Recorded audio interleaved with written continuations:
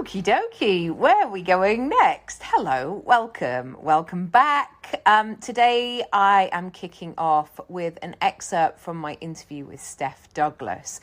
This was 4 years ago, this episode, and now her baby that she was on maternity leave with is going to school, which time flies, hey, but this conversation is so important, and it almost brings more relevance now. We're coming outside of the pandemic and these conversations really need to be had. So I know that there's so much value in here and so much food for thought.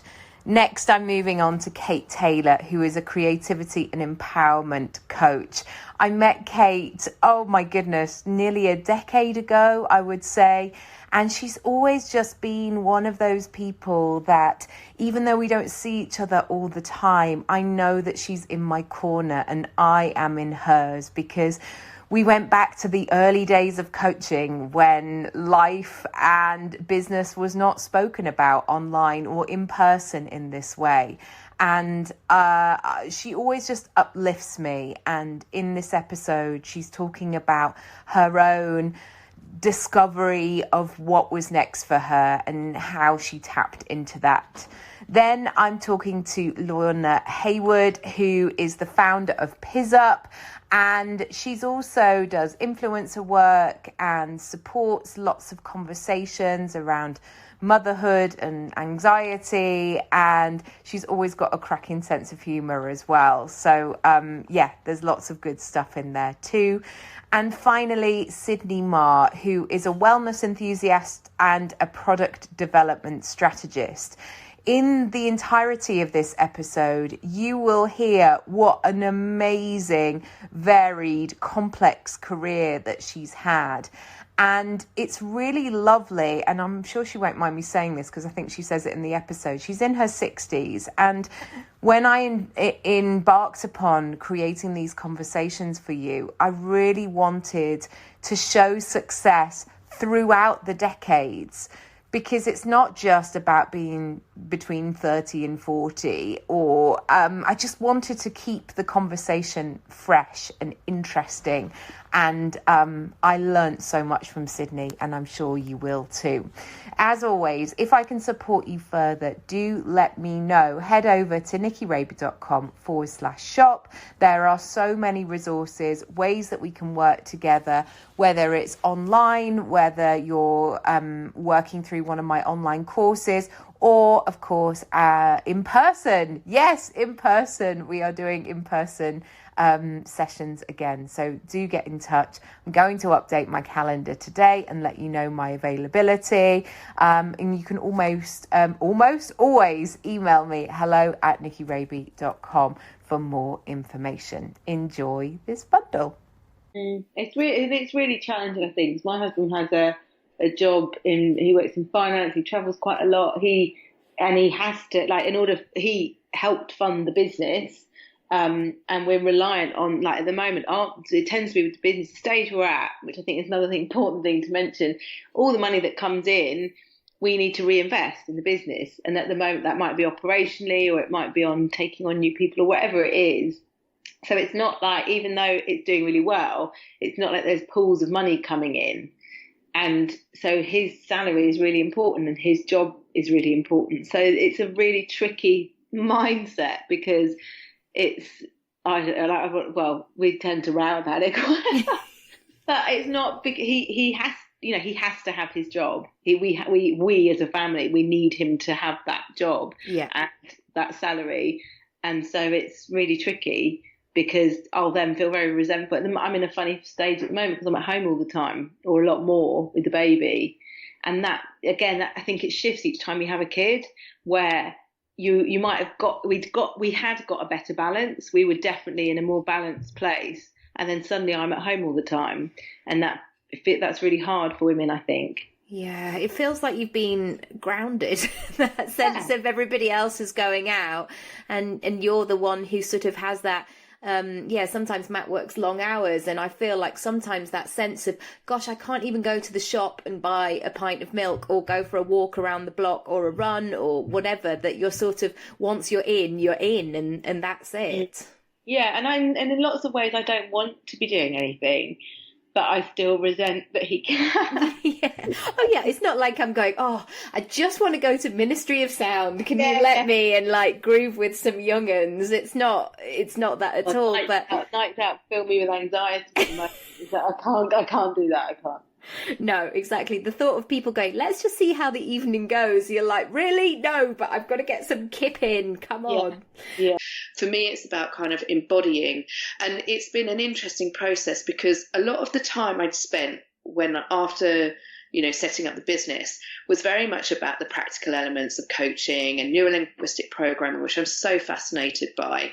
But I was spending so much time in my head. And actually, from an emotional point of view, I was still very, very disconnected and almost numb. And actually, when I look back at it now, this is not very long ago, it would have been classed as depression because everything looked great on the outside. I was doing really well, but I couldn't tune into myself. I felt like I was completely no emotion, no feeling, no nothing. And that's quite difficult to be in that space when you're working with clients. And it was actually through a process of trying to find out what this energy was that was stuck in my body that I tried everything, like literally everything. I tried Reiki, I tried tarot, I tried kinesiology. I went to every kind of program going, but I ended up going to this amazing class by my friends Lucy and Joe at Higher Selfie Workshop, where my friend Jane was giving a Koya class, which is a movement practice.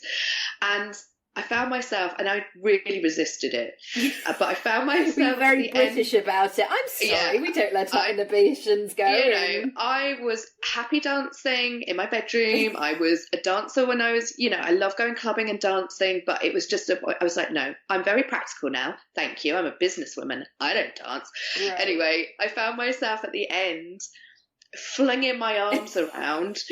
I think dancing to something like Katy Perry or Lady Gaga or something. You were a firework.